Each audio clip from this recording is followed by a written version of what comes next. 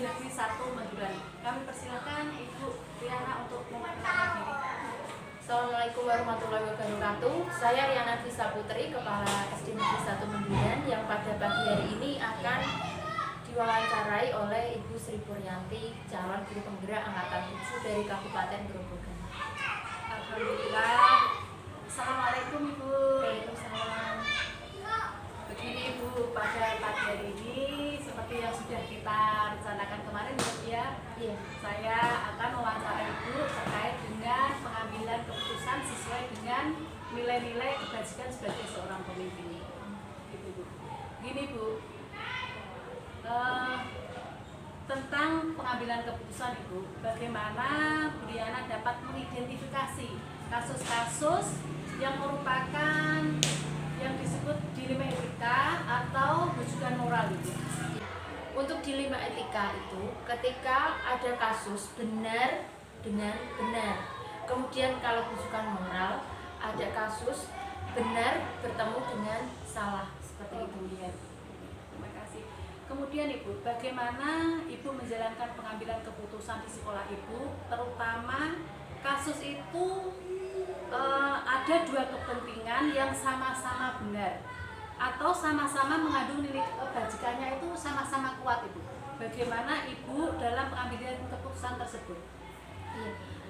Untuk pengambilan keputusan, yang pertama saya lakukan adalah mengumpulkan fakta-fakta yang ada, kemudian melihat siapa-siapa saja yang terlibat dan menganalisis benar salahnya, dan untuk kemudian dimusyawarahkan dan mengambil sebuah keputusan yang objektif. Seperti itu ya Bu. Yang selanjutnya Ibu, langkah-langkah atau prosedur seperti apa yang biasa Ibu lakukan selama ini dalam pengambilan keputusan Ibu? Langkah-langkahnya seperti yang sudah saya jelaskan tadi. Yang pertama adalah mengumpulkan fakta, menganalisis siapa saja yang terlibat, kemudian membuat alternatif solusi dan membuat keputusan, dan keputusan itu nanti akan direfleksi lagi. Seperti itu Bu. Oh iya, terima kasih Ibu. Dan berikutnya Ibu, hal-hal apa saja yang selama ini Ibu anggap efektif dalam pengambilan keputusan pada kasus-kasus yang disebut tadi Bu, dilema etika itu?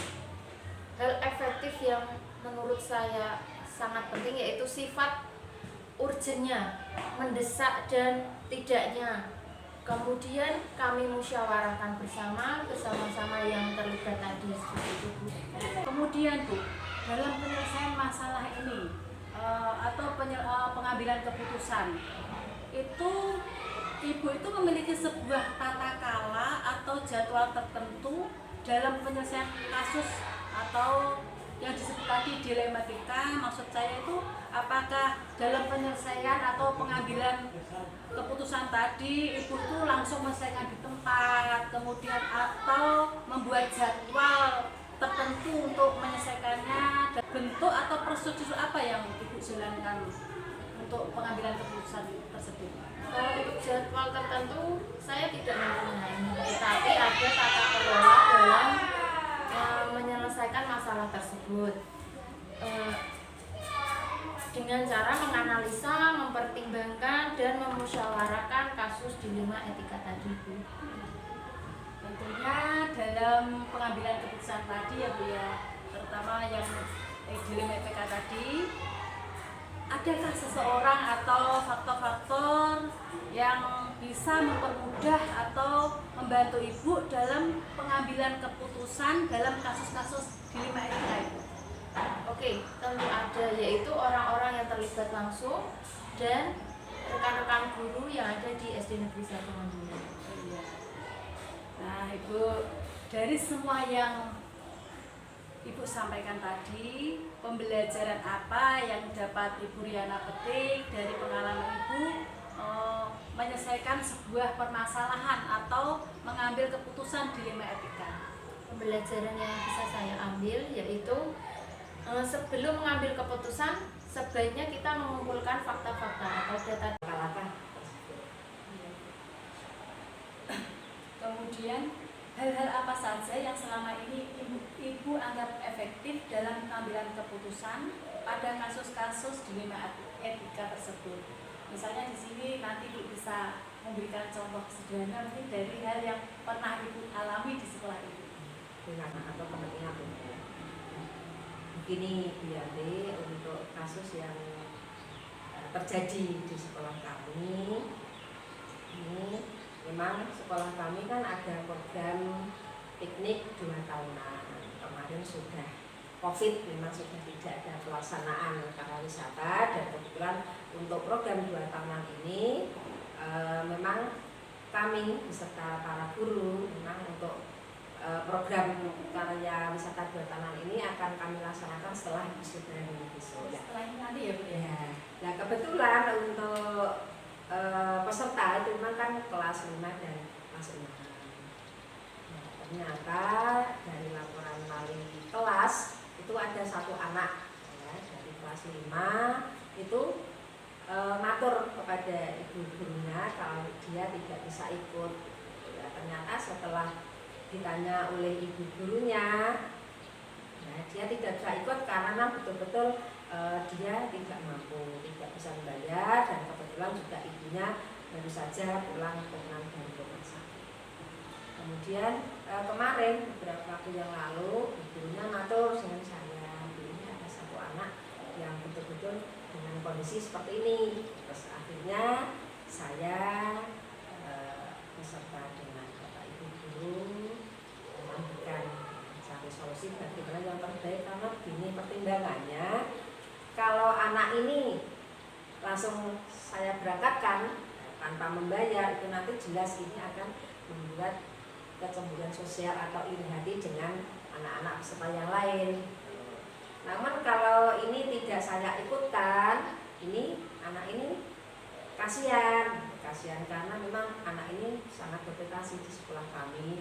Kebetulan untuk tahun kemarin di lomba MAPSI itu dia mendapat juara 1 copat.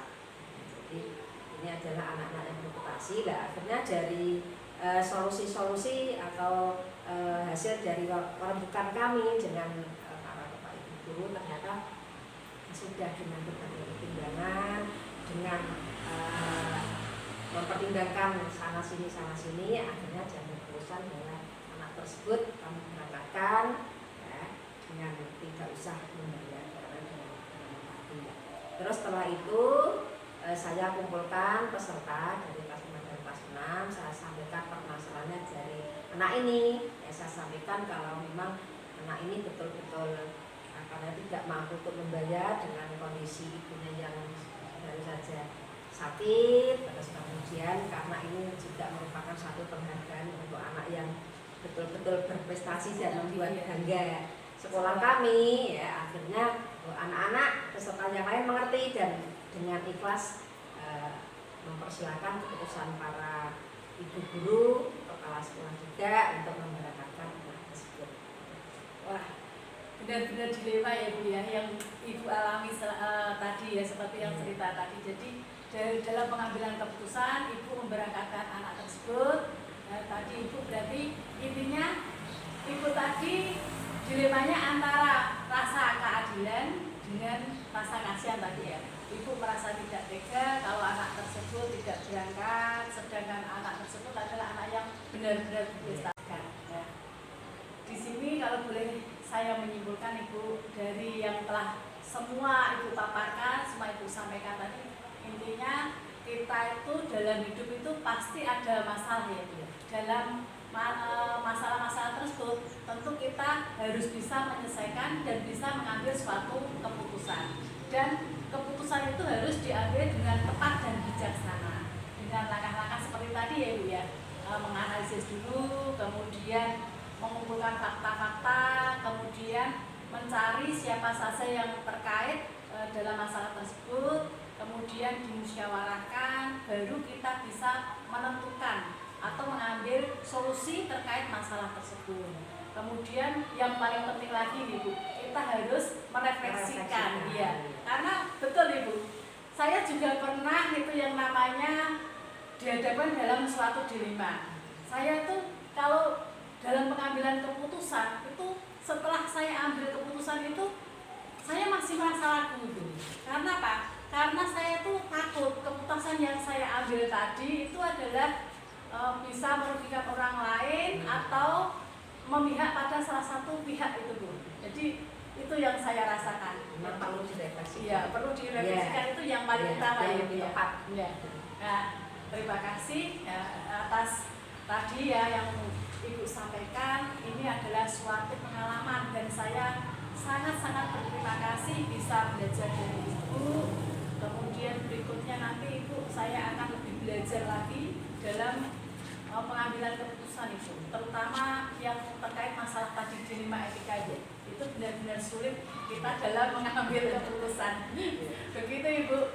Sekali lagi terima kasih atas waktunya, kemudian maaf telah mengganggu waktunya Ibu.